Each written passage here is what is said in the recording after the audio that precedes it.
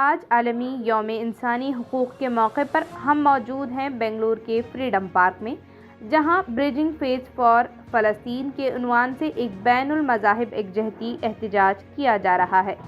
یہ احتجاج مظلوم فلسطینیوں کے ساتھ یکجہتی کے اظہار کا ایک زندہ ثبوت ہے، جہاں مختلف مذاہب کے رہنما اور عوام ایک ہی آواز میں یہ پیغام دے رہے ہیں کہ ظلم کے خلاف کھڑا ہونا ہر انسان کا اخلاقی اور دینی فریضہ ہے۔ ہمارے ساتھ بنے رہیے، کیونکہ یہ صرف ایک کوریج نہیں بلکہ حق اور انصاف کی حمایت کا پیغام ہے۔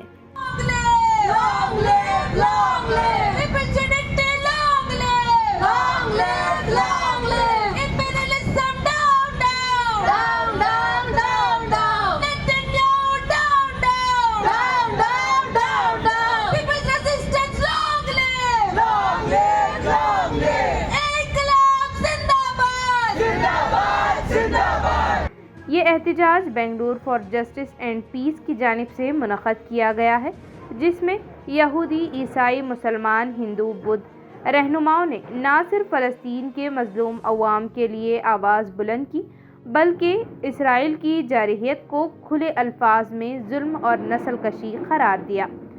آج غزہ کی دھرتی پر بہنے والا خون صرف فلسطینیوں کا نہیں بلکہ پوری انسانیت کا ہے۔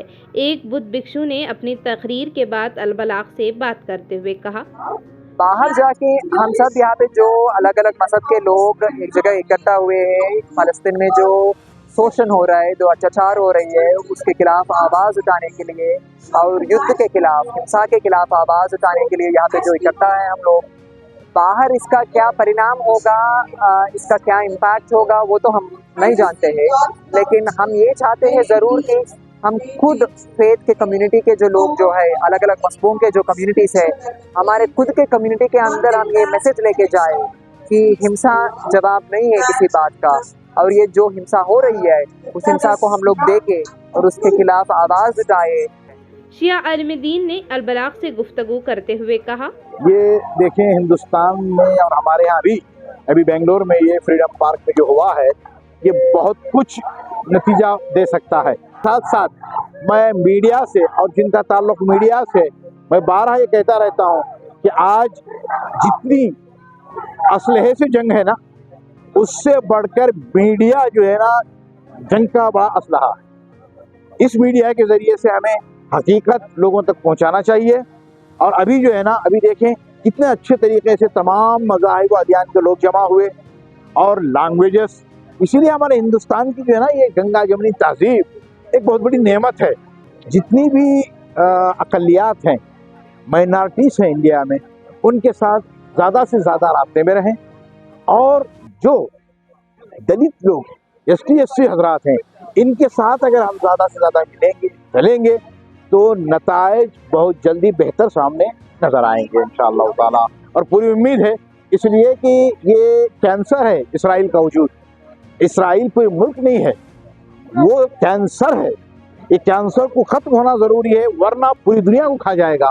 تو اس کے لیے ضروری ہے کہ ہم پورے لوگوں کو ساتھ میں لے کر انسانیت کے نام پہ اور کیا نام عدالت کے نام پہ اور مظلومیت کے نام پہ آگے بڑھیں گے تو انشاءاللہ کامیابی ضرور ملے گی، اور خود جدید آزاد ہوگا اور فلسطین آزاد ہوگا۔ غزہ کے مظلوموں کی آواز جو ہے اللہ عز و جل سنے گا، اور انشاءاللہ تعالی یہ ظالم صفحہ سے ختم ہو جائے گا۔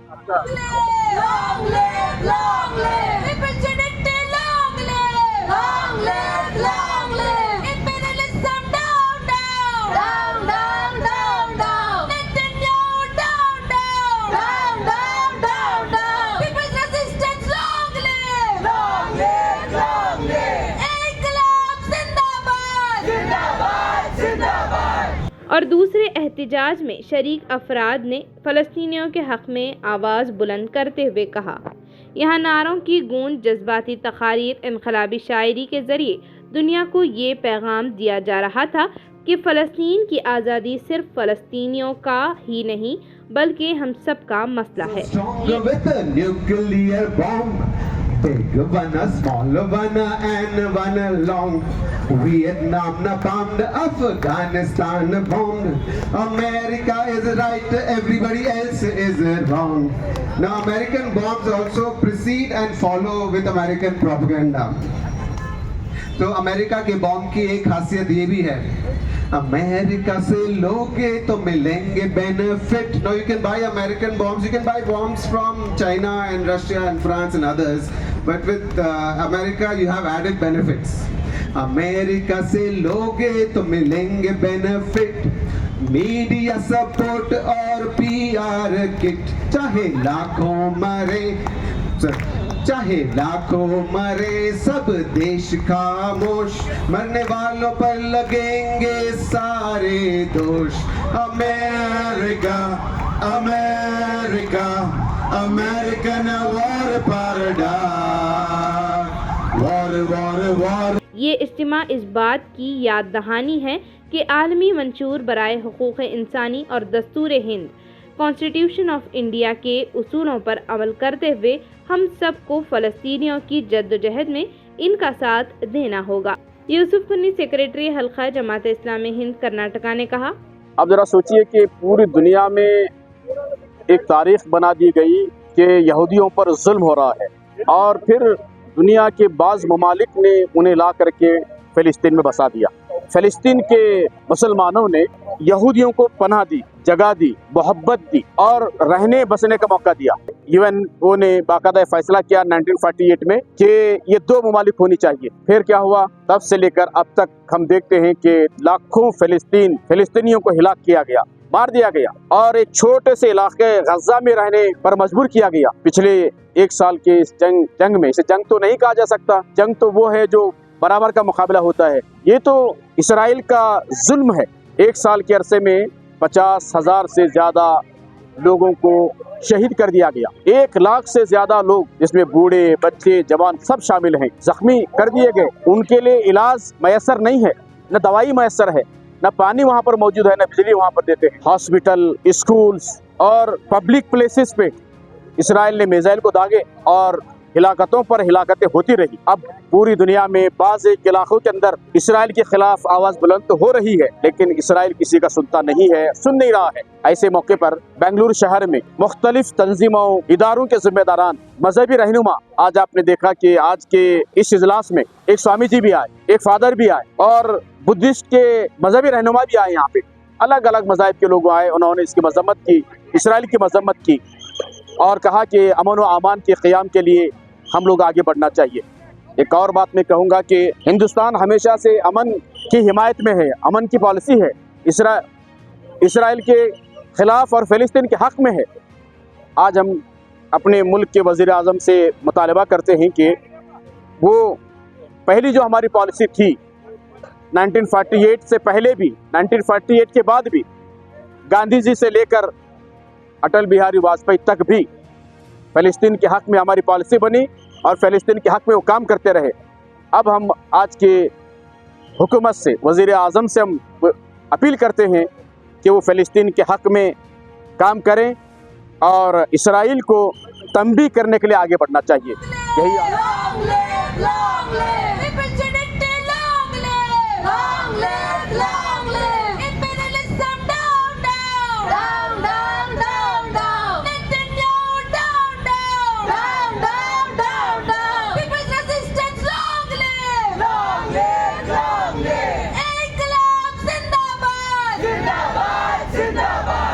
जमात इस्लामी हिंद हल्के कर्नाटका के सेक्रेटरी मौलाना वहीदुद्दीन खान उमरी मदनी ने कहा.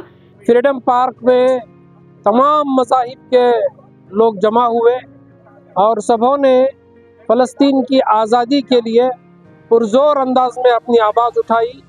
इसराइल के जुल्म के ख़िलाफ़ में, फ़लस्तीनियों के हिमायत में आवाज़ उठाई और सबों ने इस बात का एतराफ़ किया कि इसराइल दुनिया का सबसे बड़ा जालिम है और इसराइल ने ज़बरदस्ती जो है फ़लस्तीन पर कब्ज़ा किया हुआ है, उसको फ़लस्तीन को छोड़ना पड़ेगा और फ़लस्तीन को आज़ाद करना पड़ेगा और जुल्म का खात्मे के लिए हम आवाज़ उठाते रहेंगे और दुनिया के तमाम अमन पसंद इंसानों को हम खड़ा करेंगे.